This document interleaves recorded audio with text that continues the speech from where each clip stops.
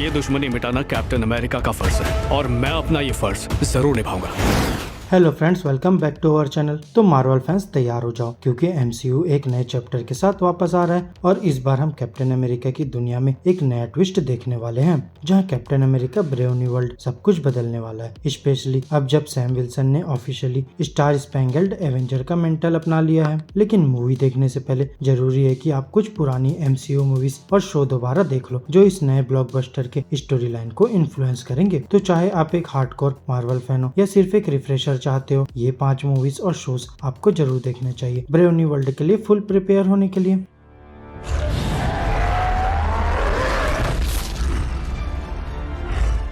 First, the incredible Hulk 2008, the leader और Thunderbolt Ross की वापसी। दोस्तों, आपको याद है जब एमसीयू के शुरुआती दिनों में एडवर्ड नॉर्टन ने ब्रूस बैनर का रोल प्ले किया था। हाँ, आजकल सब मार्क रफेलो वाले हल्क के आदी हो चुके हैं, लेकिन 2008 की द इनक्रेडिबल हल्क अब भी एक इम्पोर्टेंट पीस है, स्पेशली ब्रेव न्यू वर्ल्ड के कॉन्टेक्स्ट में। इस फिल्म में हमें सैमुअल स्टन इंट्रोड्यूस किया गया था, एक ब्रिलियंट साइंटिस्ट जो एक एक्सीडेंट के बाद हल्क के गामा इन्फ्यूज्ड ब्लड से एक्सपोज हो जाता है। और फिर मूवी के एंड में हमने उसका ट्रांसफॉर्मेशन एक विलन द लीडर के रूप में हिंट होता देखा था। और अब ब्रेव न्यू वर्ल्ड में टीम ब्लैक नेल्सन अपने पुराने रोल को फुल फ्लेश्ड विलन के तौर पर रिप्राइज करने वाले हैं। और इसके साथ ही जनरल थेडियस थंडरबोल्ट रॉस भी वापस आ रहे हैं। पहले विलियम हर्ट इस रोल को प्ले कर रहे थे, लेकिन अब इस कैरेक्टर को हैरिसन फोर्ड पोर्ट्रे करेंगे। यहाँ एमसीयू फैंस स्पेकुलेट कर रहे हैं कि और इस बार रॉस फाइनली रेड हल्क में ट्रांसफॉर्म होंगे, जो कॉमिक्स का एक बहुत बड़ा और फैन फेवरेट एंटी हीरो है।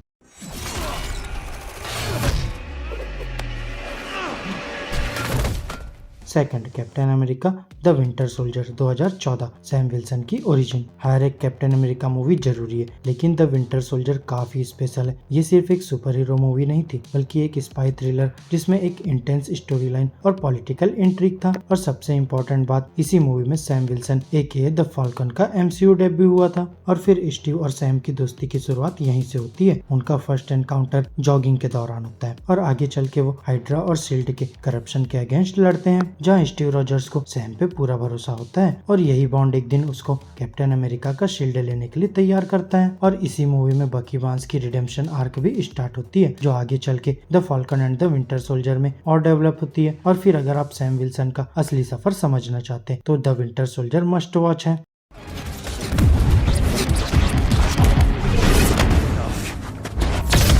इटर्नल्स 2021, एडमेंटियम का इंट्रोडक्शन। Wait, Eternals? हाँ, सही सुना आपने। इटर्नल शायद एमसीयू की मोस्ट सेलिब्रेटेड मूवी ना रही हो, लेकिन इसने एक ऐसा मेजर एलिमेंट इंट्रोड्यूस किया जो ब्रेव न्यू वर्ल्ड में बहुत बड़ा रोल प्ले कर सकता है। वो जायंट सेलेस्टियल जो ओशियन से प्रोट्रूड हो रहा है। ब्रेव न्यू वर्ल्ड के ट्रेलर में एक फाइट सीक्वेंस दिखाई गई है जो शायद इसी सेलेस्टियल के पास हो रही है। और फिर एमसीयू थ्योरीज के मुताबिक यूएस गवर्नमेंट शायद इस सेलेस्टियल से एडमेंटियम एक्सट्रैक्ट कर रही हो, जो एक लेजेंडरी मेटल है और वकांडा के वाइब्रेनियम को भी टक्कर दे सकता है। कॉमिक्स में एडमेंटियम वही मेटल है जो वुल्वरीन के क्लॉस और स्केलेटन का मेजर कंपोनेंट है। और अगर ये थ्योरी सही है तो एमसीयू एक नया पावर स्ट्रगल इंट्रोड्यूस कर सकता है जो काफी गेम चेंजिंग होगा।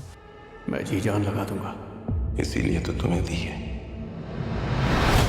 Fourth, Avengers end game 2019, shield की लेगेसी। एवेंजर्स एंड गेम सिर्फ एक कंक्लूजन नहीं था इन्फिनिटी सागा का, बल्कि ये एक नए एरा की शुरुआत भी थी। और अगर किसी वजह से आपने ये मूवी मिस कर दी है, जो मुश्किल ही है, तो अब दोबारा देखने का टाइम आ गया है। जहाँ इसका सबसे इमोशनल मोमेंट था जब एक एजेड स्टीव रॉजर्स अपना iconic vibranium shield Sam Wilson को देता है। ये एक सिंबॉलिक मोमेंट था जिसमें स्टीव ने सैम पर पूरा भरोसा दिखाया कि वो नए कैप्टन अमेरिका बनने के लायक है। इसके अलावा एंड गेम दिखाता है कि थैनोस के स्नैप के बाद दुनिया किस हालात में थी, बिखरी हुई, वल्नरेबल। जब टोनी स्टार्क सैक्रिफाइस कर चुका है और स्टीव रॉजर्स रिटायर हो चुका है, दुनिया को नए लीडर्स की जरूरत है। तो सैम का कैप्टन अमेरिका बनना सिर्फ एक ऑनर नहीं, बल्कि एक बहुत बड़ी रिस्पॉन्सिबिलिटी भी है।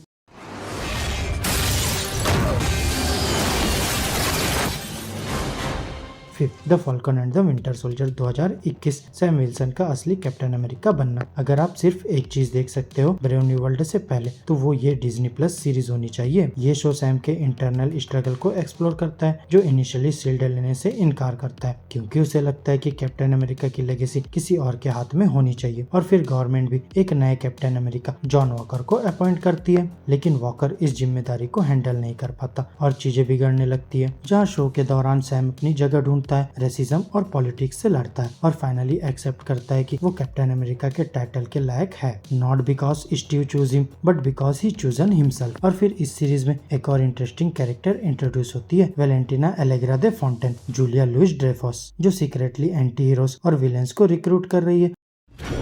रोक के दिखा मुझे।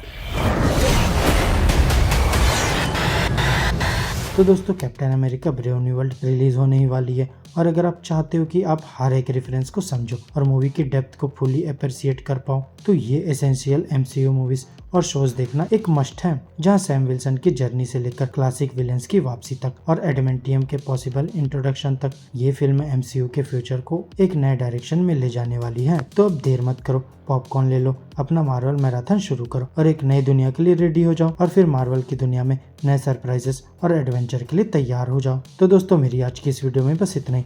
आपको हमारी ये वीडियो अगर अच्छी लगी हो तो वीडियो को लाइक करो, चैनल को सब्सक्राइब करो और ऐसे ही लेटेस्ट कंटेंट के लिए बेल आइकन जरूर प्रेस कर लो। अब मैं मिलूंगा आपसे नेक्स्ट वीडियो में, तब तक के लिए बाय बाय दोस्तों।